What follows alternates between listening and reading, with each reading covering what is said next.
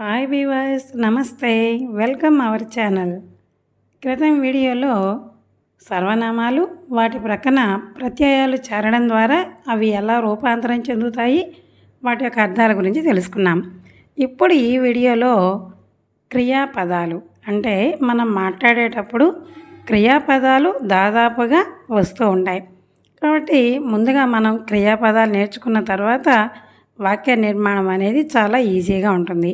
కాబట్టి కొన్ని ముఖ్యమైన ప్రతిరోజు తరచుగా వాడే క్రియాపదాలను ఈ వీడియోలో తెలియజేస్తూ ఉన్నాను.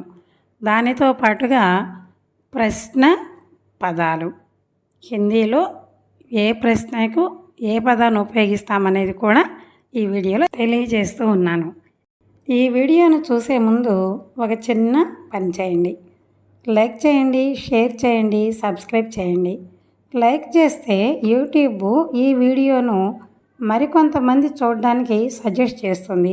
కాబట్టి ఎక్కువ మంది ఈ వీడియోను చూడాలి అంటే ఎన్ని ఎక్కువ లైక్లు చేస్తే అంతమంది చూడగలుగుతారు. ఇక వీడియోలోకి వెళ్దామా.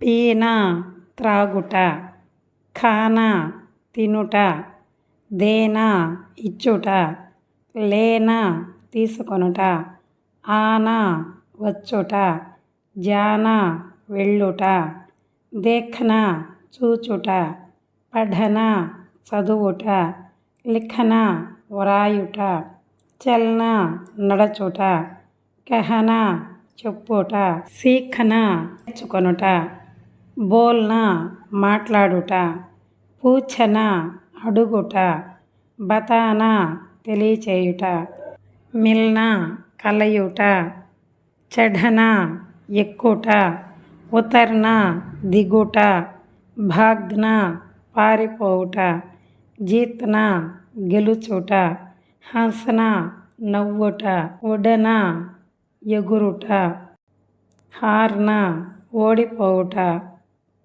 దౌడ్నా పరిగెత్తుట, బైఠనా కూర్చొనుట, ఉఠనా లేచుట, సున్ననా వినుట, లానా తెచ్చుట, నాచ్నా నాట్యం చేయుట, గానా పాడుట, కర్నా చేయుట, రోనా ఏడ్చుట.